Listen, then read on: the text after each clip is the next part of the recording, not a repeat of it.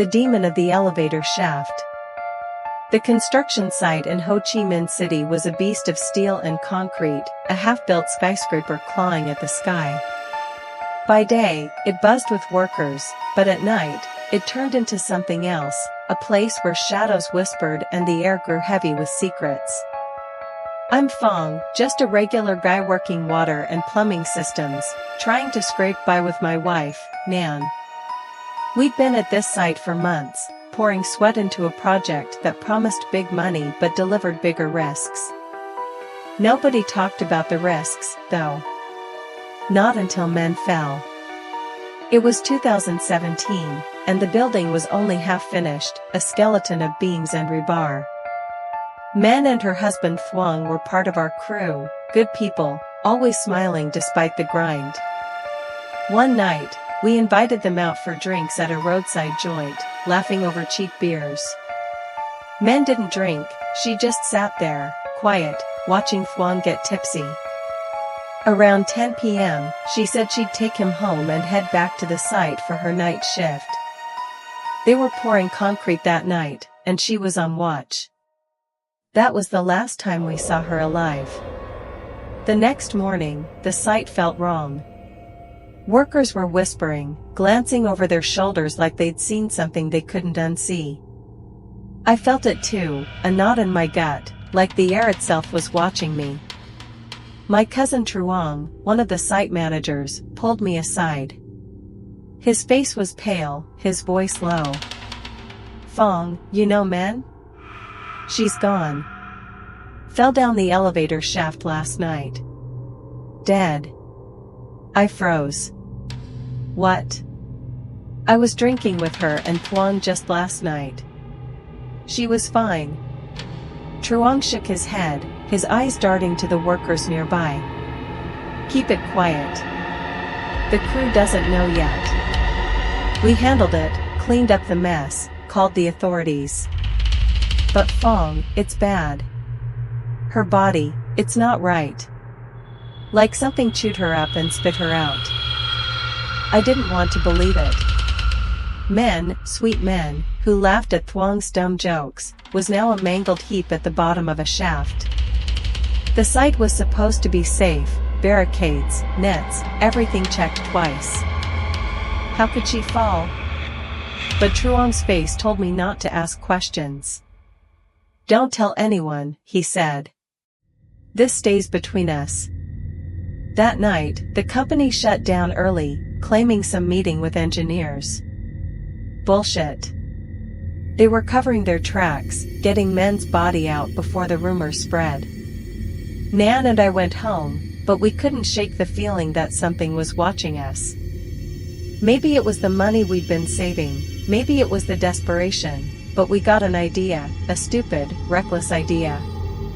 We'd heard stories about spirits lingering where people died, and in Vietnam, those spirits sometimes gave you numbers. Lottery numbers.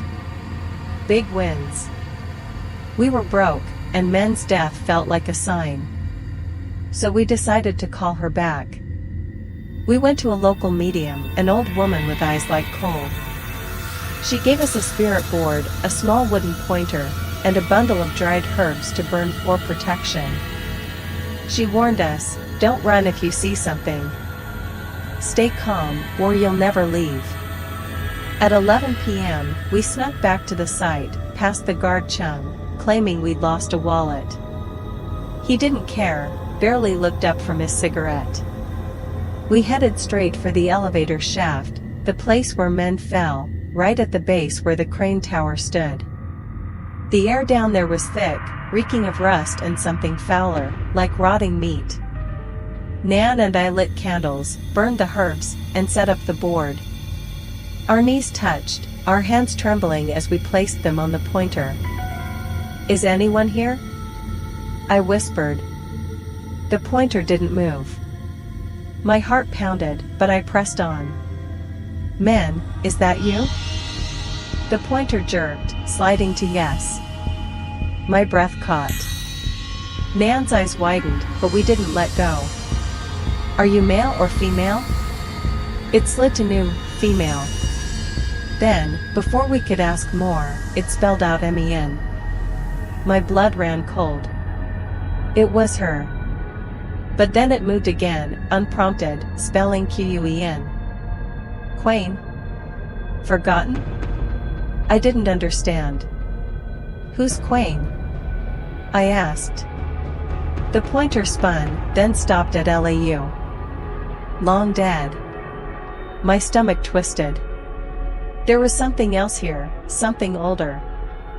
Are you a ghost, or a demon? The pointer shot to Qui. Demon. Nan gasped, but we didn't move. The medium's warning echoed in my head, don't run. Give us a number, I said, my voice shaking. We'll honor you. We'll make offerings. The pointer spun wildly, circling the board for what felt like forever, then stopped at 51. A cold gust swept through, impossible in the sealed-off site. Then it moved again, 84. I asked, what do you want us to offer? The pointer spelled out HEOMOTCHUC. A dozen roasted pigs. My mind raced, crazy, but if we won big, we'd do it. Then, without thinking, I whispered in my head, show yourself. I want to see you. The air turned heavy, like a storm was about to break. Dust swirled, the candles flickered, and then we saw them. There, in the shadows, stood a man, or something like one. He was massive, his body cloaked in tattered black rags, his arms and legs unnaturally long, covered in coarse, matted hair. His face was wrong, twisted, with blood-red eyes glowing like embers and a mouth full of razor-sharp teeth, gleaming like blades. Two curved horns, like a goat's, sprouted from his head, curling back into the darkness. And wrapped around him, like a snake, was Men. Her body was broken, limbs bent at impossible angles, her skin pale and slick with blood. Her head lolled to one side, neck snapped, but her eyes, blank, empty, stared right at us. I wanted to scream, to run, but my body wouldn't move. Nan was shaking beside me, her nails digging into my hand. The pointer trembled, then slid to DUOC. Granted. The dust exploded around us, the candles went out, and they were gone.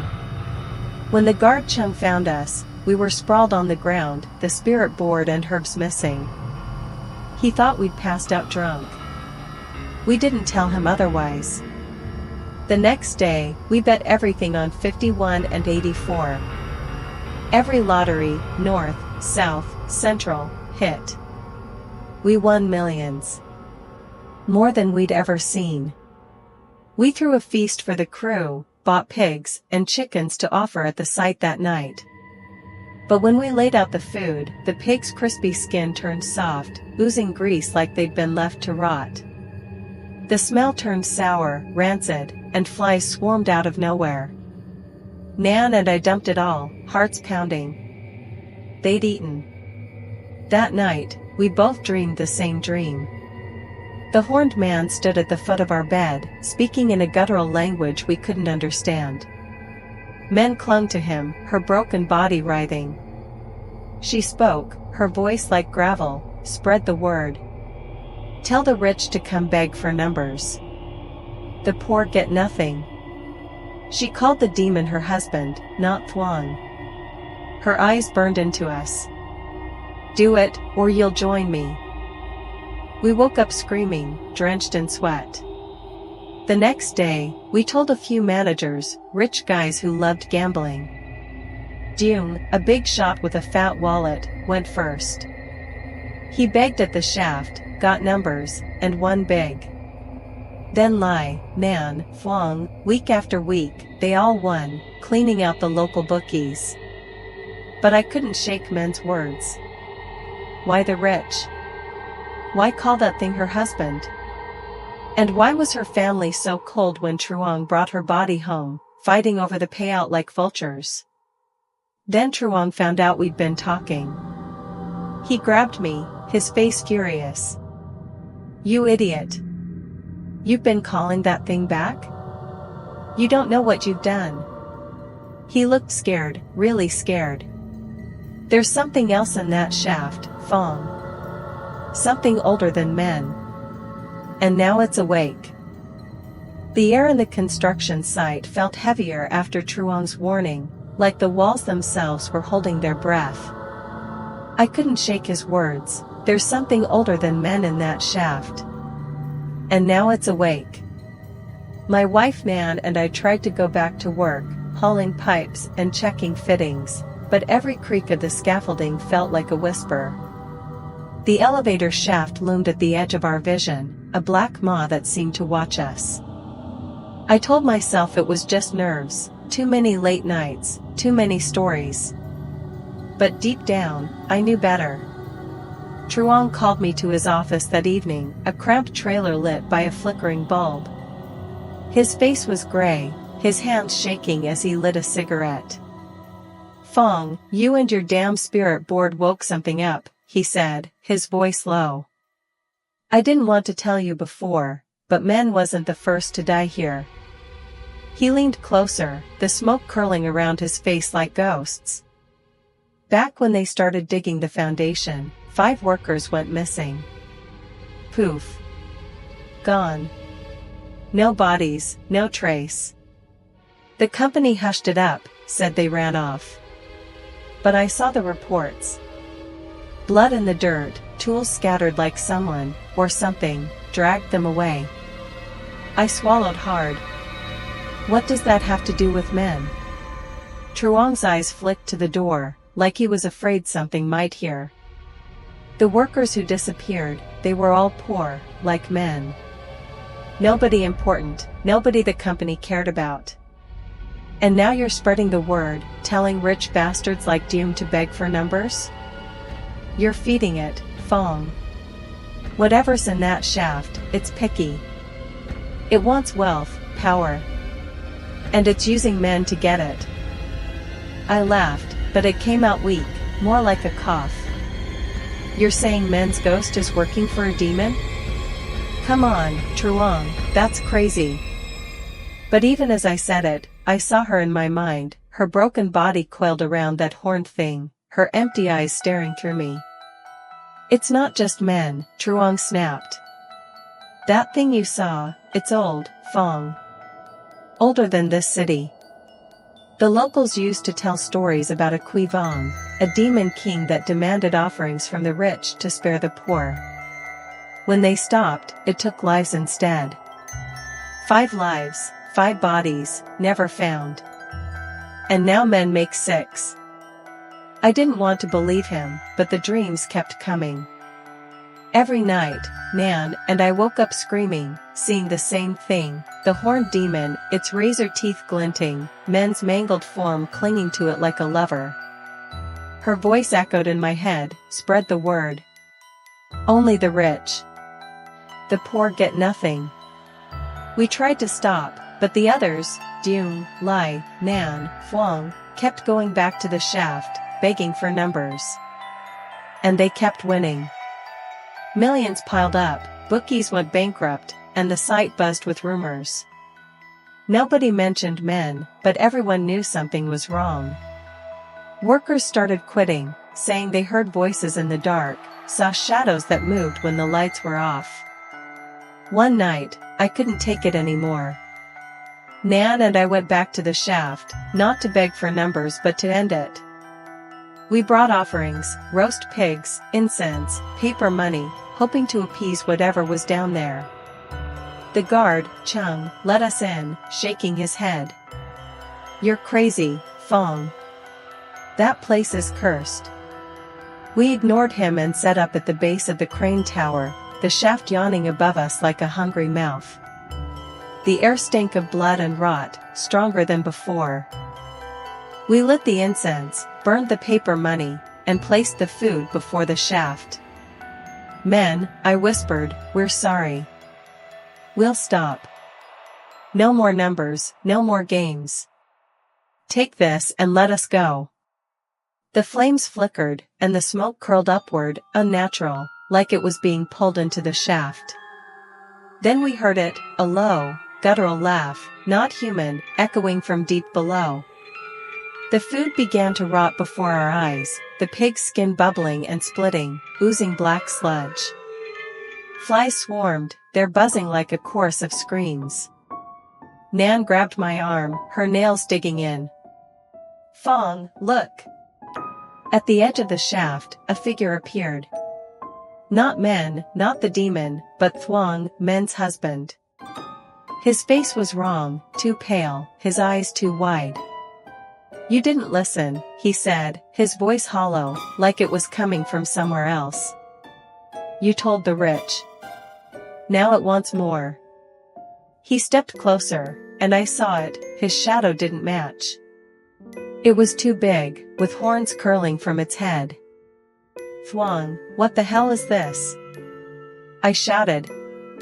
But he just smiled, a sick, twisted grin, and pointed to the shaft. "It's not me. It's him. The Quỷ Vương. He took men, and now he's taking me. You fed him, Phong. You and your greed." Before I could move, he stepped backward, right into the shaft. His scream echoed, then cut off with a wet crunch. Nan and I ran, the laughter chasing us through the sight. Chung was gone when we reached the gate, his post empty, his cigarette still burning on the ground. The next day, the company said Thuong had quit, left town. But I knew better. I went to Truong, begging him to call a priest, a monk, anything. He shook his head. "It's too late. The Quỷ Vương awake, and it's hungry. You want to stop it? Find someone stronger than it."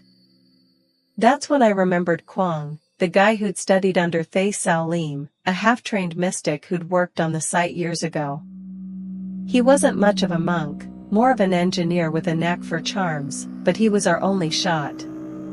I tracked him down in Saigon, living in a cramped apartment filled with books and talismans. When I told him about the shaft, men, and the demon, his face went pale. "You idiots," he said. "You didn't just wake a ghost. You woke a king. And it's not done with you yet." Quang agreed to come, but he warned us, the Quỷ Vương doesn't just want offerings. It wants control. It's using men's soul as a puppet, and now it's got Thuong. If we don't seal it, it'll take everyone on that site. He pulled out a bag of charms, yellowed paper inscribed with red ink, a knife etched with strange symbols, and a small bronze bell. "We'll need to go down there, to the bottom of the shaft. That's where it lives." The thought of climbing into that hole made my skin crawl, but I had no choice. Nan refused to stay behind, she'd seen too much, knew too much. That night, we met Quang at the site, slipping past the guards with a story about forgotten tools. The shaft was darker than I remembered, the air thick with the stench of decay. Quang chanted softly, his bell ringing with every step, the sound sharp and clear in the silence. We descended, our flashlights barely cutting through the gloom. At the bottom, the air was freezing, unnatural for a Saigon night. The walls were slick with something that wasn't water, and the ground was littered with debris, rusted tools, broken concrete, and something else. Bones. Human bones, yellowed and cracked, half buried in the dirt. Quang's chant faltered, but he kept going, pinning talismans to the walls. "Don't look at them," he whispered. "They're watching." Then we saw it. At the far end of the shaft, where the light didn't reach, two figures stood. Men, her body twisted and wrong, her eyes glowing faintly. And the demon, its horns glinting, its teeth bared in a mockery of a smile. Behind them, shadows moved, 5 more, formless but human-shaped, their whispers filling the air with a language I couldn't understand. "You brought the rich," Men's voice rasped, but it wasn't hers. It was deeper, older. "Good. But not enough." Quang raised his knife, chanting louder, the bell ringing furiously. The demon laughed, a sound that shook the walls, sending dust raining down. "You can't stop me," it said through Men's mouth. "I am the king. I take what I'm owed." The shadows surged forward, and I felt their cold fingers brush my skin, tugging at my thoughts, my memories. Nan screamed, clutching a talisman Kwang had given her. Kwang threw a handful of salt, shouting a prayer I didn't understand. The shadows recoiled, but the demon didn't. It stepped closer, Men's body jerking like a marionette. "Give me more," it growled. "Or I take you." The ground trembled, and I swear I saw the bones move, clawing at the dirt like they were alive. Kwang grabbed us, pulling us back. "We can't fight it here," he hissed. "It's too strong. We need Thay Sao Lim." We scrambled out, the demon's laughter echoing behind us. The site was sealed off the next day, the company citing structural issues. But I knew the truth. The Quỷ Vương was still down there, waiting. And it wasn't done with us. The construction site was a graveyard now, even in daylight. Workers moved like ghosts, their eyes avoiding the elevator shaft. Whispers spread, tools disappearing, shadows flickering in corners, and a stench of rot that no one could explain. Nan and I barely slept, haunted by dreams of the horned demon and Men's broken body, her voice demanding we feed it more. Kwang's warning echoed in my head, the Quỷ Vương awake, and it's hungry. We needed Thay Sao Lim, the only man who might know how to stop it. Kwang drove us to Njong, a long, silent trip through rice fields and dusty roads. Thay Sao Lim's house was a shack at the edge of a swamp, surrounded by gnarled trees that seemed to lean in, listening. He was older than I expected, his face lined like cracked earth, but his eyes burned with a fire that made my skin crawl. Kwang explained everything, the shaft, Men's death, the demon, the 5 lost workers. Thay Sao listened, his fingers tracing a string of prayer beads, each click like a heartbeat in the quiet. "You fools," he said finally, his voice low and rough. "The Quỷ Vương isn't just a demon. It's a curse, tied to this land long before your city was built. It feeds on greed, on blood, on souls too weak to resist. Those workers, Men, Thuong, they're its puppets now. And you've been fattening it up with your lottery games." I swallowed, my throat dry. "Can you stop it?" Thay Sao's eyes narrowed. "Maybe. But it won't be easy. The Quỷ Vương has 5 souls already, 5 bodies from the foundation. Men make 6, Thuong 7. It wants 9 to complete its power, to break free of the shaft and claim the city. We have to seal it before it takes 2 more." He gathered his tools, a black lacquered box filled with talismans, a dagger etched with ancient runes, a bronze bell that hummed when he touched it, and a bundle of herbs that smelled like death itself. "We go tonight," he said. "No delays. The longer we wait, the stronger it gets." Back at the site, the air was thick with dread. The guards were gone, the gates left open like an invitation. The shaft loomed darker than ever, its edges pulsing with a faint, sickly light. Thay Sao moved with purpose, chanting in a language older than time, his bell ringing sharp and clear. Kwang followed, clutching a stack of talismans, his face pale but determined. Nan and I carried lanterns, our hands shaking as we descended into the shaft. The bottom was colder than before, the air heavy with the reek of blood and decay. The bones we'd seen last time were gone, but the dirt was uneven, like something had been clawing its way out. Thay Sao knelt, drawing a circle in the earth with his dagger, muttering prayers that made the air hum. "Stay inside the circle," he ordered. "No matter what you see, don't step out." He burned the herbs, their smoke curling upward like fingers reaching for the dark. The bell rang louder, and the shaft answered, a low, guttural growl that shook the walls. Shadows moved, coalescing into forms. Men appeared first, her body twisted, her eyes glowing red. Thuong stood beside her, his face hollow, his shadow too large, with horns. Behind them, 5 more figures emerged, faceless, their bodies broken, their whispers a chorus of pain. "You brought me more," the Quỷ Vương voice boomed, speaking through men's mouth. "Good. 2 more, and I am free." Its red eyes locked on me, and I felt my thoughts unravel, memories of greed and desperation flooding back. Nan clutched my hand, her talisman burning hot against her skin. They Sao raised his dagger, chanting faster. The bells ringing became a scream, and the talismans glowed, pinning the shadows back.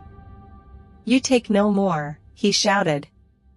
"I bind you, Quỷ Vương, to the earth where you belong." He drove the dagger into the center of the circle, and the ground shook, cracked spiderwebbing outward. The demon roared, a sound that clawed at my mind, and the shadows lunged. Thuong threw salt, his hands trembling as he recited half-remembered prayers. The faceless figures recoiled, but Men and Thuong pressed forward, their bodies jerking like puppets on strings. "You can't stop me," the Quỷ Vương growled. "I am owed. I am king." The air grew colder, the smoke thickening until I could barely see. Nan screamed as Men's hand, cold, slick with blood, brushed her face. They Sao didn't flinch. He pulled a red talisman from his box, its edges smoldering, and pressed it to the dagger. "With the blood of the living and the will of the dead, I seal you," he roared. He cut his palm, letting blood drip onto the blade, and the shaft exploded with light. The demon screamed, a sound that tore through my skull, and the shadows writhed, collapsing into the dirt. Men and Thuong fell, their bodies dissolving into ash, their eyes fading to nothing. The ground stopped shaking, but the air was still heavy, like the demon was waiting, watching. They Sao staggered, his face pale, blood dripping from his hand. "It's not gone," he whispered. "Only bound. The Quỷ Vương is too old, too strong. This seal will hold it for a time, but it'll hunger again." We climbed out, the shaft silent behind us. The site was shut down the next day, the company claiming unstable foundations. But Nan and I knew the truth. We left Saigon, moved to a small town, tried to forget. The dream stopped, but sometimes, late at night, I hear a faint bell ringing, or smell the rot of that shaft. And I wonder, when the Quỷ Vương hungers again, will it come for us?